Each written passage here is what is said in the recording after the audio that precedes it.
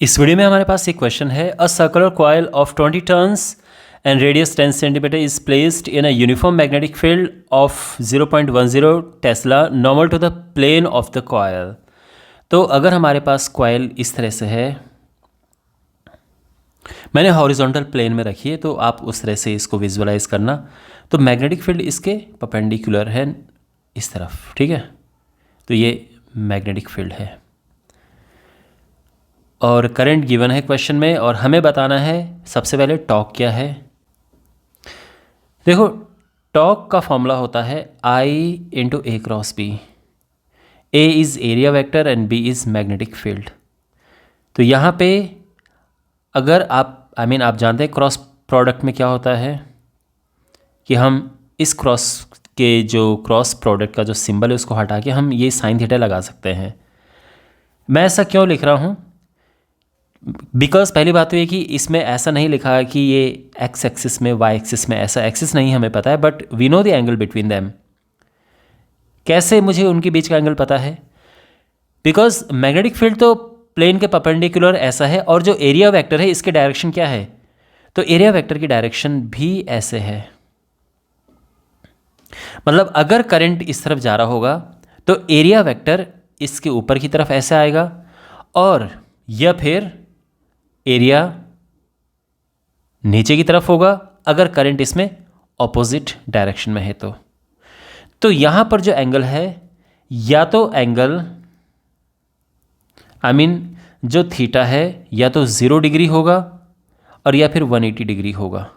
And दोनों case में, यानी साइन 0 भी 0 होता है, साइन 180 भी 0 होता है, तो दोनों केस में जो टॉर्क होगा वो 0 होगा, since sine 0 is 0 and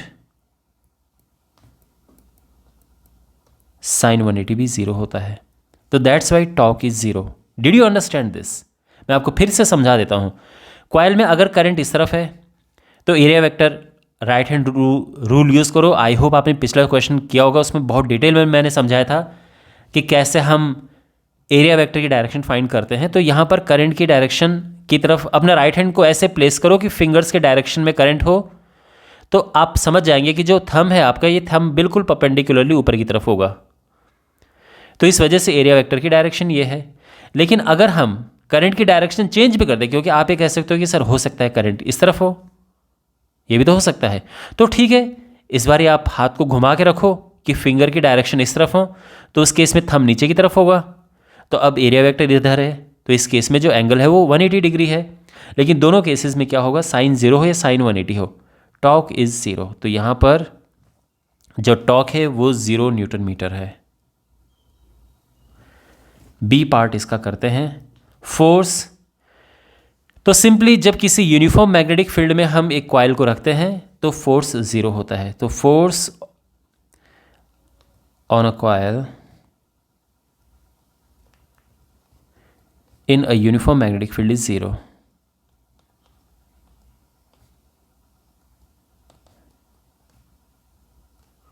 So therefore force 0 हो गया है। लेकिन जो तीसरा पार्ट इसका है उसका हम प्रॉपर आंसर निकालेंगे।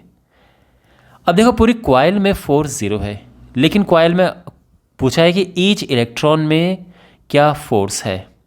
तो अगर हम एक इलेक्ट्रॉन की बात करें तो एक इलेक्ट्रॉन पे हम फोर्स आराम से फाइंड कर सकते हैं।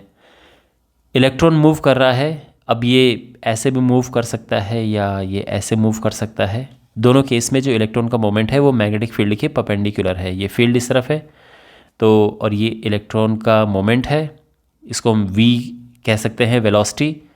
ये मैग्नेटिक फील्ड है, तो इनके बीच में एंगल 90 डिग्री है।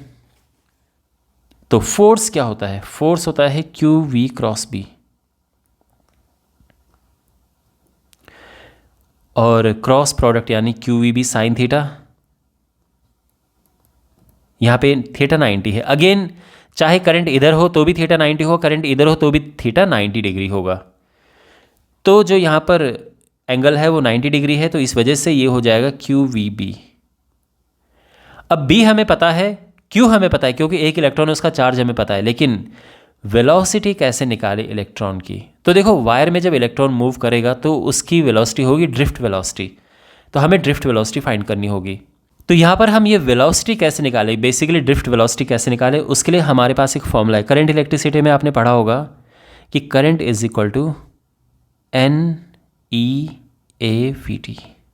ये बिल्कुल रट लेना, बहुत इंपॉर्टेंट है ये क्या है कि कोई वायर है, कोई कंडक्टर है, कंडक्टर में हमें पर यूनिट वॉल्यूम में अगर इलेक्ट्रॉन्स पता है कि free electrons per unit volume कितने हैं, तो वो n अगर हमारे पास है, एक इलेक्ट्रॉन का चार्ज हमें पता है, एरिया ऑफ क्रॉस सेक्शन अगर हमें पता है A, ठीक है, और ड्रिफ्ट वेलोसिटी अगर हमें पता है तो हम करंट फाइंड कर सकते हैं, या करंट अगर दी हो तो हम ड्रिफ्ट वेलोसिटी फाइंड कर सकते हैं इस फॉर्मूले की हेल्प से।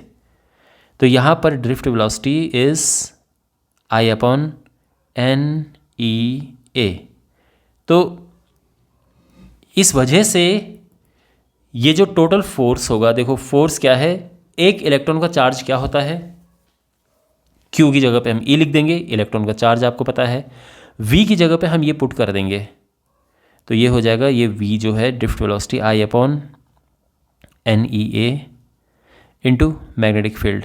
तो यहाँ E से E कैंसिल हो जाएगा, तो ये हो जाएगा IB/NA। अब हम वैल्यूज़ पुट करेंगे। I जो है क्वेश्चन में करंट गिवन है 5 एम्पियर, मैग्नेटिक फील्ड कितना गिवन है क्वेश्चन में 0.1 Tesla, number of electrons, free electrons per unit volume ये यहाँ पर गिवन है 10⁻²9, और area of cross section is 10⁻⁻5। तो ये हो जाएगा 5 इंटू, देखो 0.1 होता है पावर -1 10 की, 29 ऊपर आ जाएगा तो माइनस हो जाएगा, और ये प्लस का 5 हो जाएगा, तो इवेंचुअली आंसर आ जाएगा 5 इंटू 10⁻⁻25 न्यूटन, और ये हमारा फाइनल आंसर है। बाकी क्वेश्चंस के लिए डिस्क्रिप्शन बॉक्स में प्लेलिस्ट चेक करें।